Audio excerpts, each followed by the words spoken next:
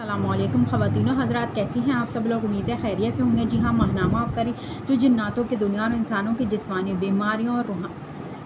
बीमारियों और जहनी उलझनों का हल है। इसमें टॉपिक है जिन्नात की दावत और जिन्नात की सवारी।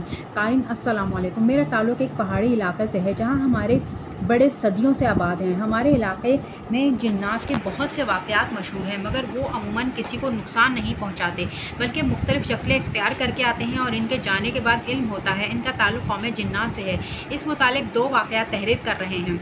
एक है जिन्नात की दावत। एक मरतबा मेरे दादा अबू ने वाक़या सुनाया कि एक दिन हम जुम्मे की नमाज़ के बाद किसी खुशी की तकरीब के मौके पर खाना खा रहे थे तो दो नौजवान पहाड़ से उतरकर हमारे पास से गुजरे। वो अक्सर जुम्मे की नमाज़ के बाद वहाँ से गुजरते थे और कहते थे कि हम इन्हीं पहाड़ों में रहते हैं। हमारे यहाँ मेहमानों और परदेशियों का बहुत इकराम किया जाता है, बिलखुसूस शादी ब्याह के वगैरह के मौके पर कोशिश होती है कि सबको शामिल किया जाए, खूब मेहमान नवाजी की जाए। चुनाचा इन दोनों नौजवान को भी खाने की दावत दी गई, मगर इन्होंने इनकार कर दिया।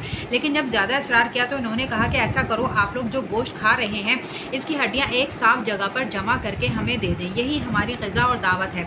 इस तकरीब में मौजूद लोगों को इन नौजवानों की बात सुनकर हैरत हुई कि शायद ये मजाक कर रहे हैं, मगर फिर इनके इसरार पर ऐसा ही किया गया। खाना खाने के बाद जो गोश्त मेहमानों ने खाया था, मुंतज़मीन ने वो तमाम हड्डियाँ जमा करके एक बर्तन में रखी। वो जवान करीब हुए और हड्डियाँ इकट्ठी करके चंद कदम ही दूर गए थे कि अचानक गायब हो गए।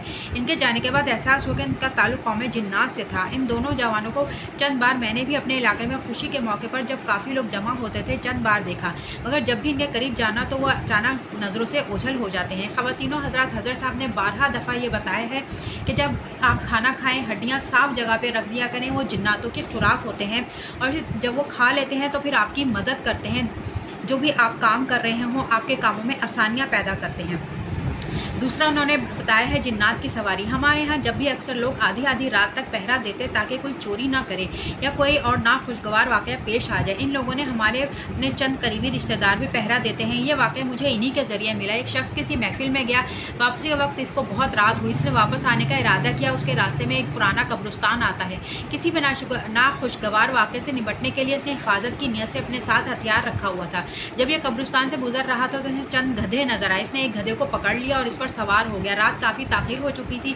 इसका इरादा था कि सवारी के ज़रिए मैं जल्दी घर पहुंच जाऊंगा। हमारे इलाके में भी अक्सर गधे रात को रास्ते में घूमते फिरते नज़र आते हैं, जिन पर लोग बवक्त ज़रूरत सवारी भी करते हैं। जब इस शख्स ने चंद मिनट का फासला तय किया तो अब गधा भी कभी ऊपर कभी नीचे हो जाता, कभी गर्दन लंबी करता और कभी अजीब किस्म की हरकतें करने लगता। वो शख्स समझ गया कि ये गधा नहीं बल्कि कोई और मखलूक है, यानी जिन्नात में से। इसने अपनी हथियार निकालकर गधे की कमर पर रख दिया और गुस्से और सख्त लहजे में कहने लगा कि मुझे मेरे मकाम पर आराम से पहुँचा दे, वरना तुझे छोड़ूंगा नहीं।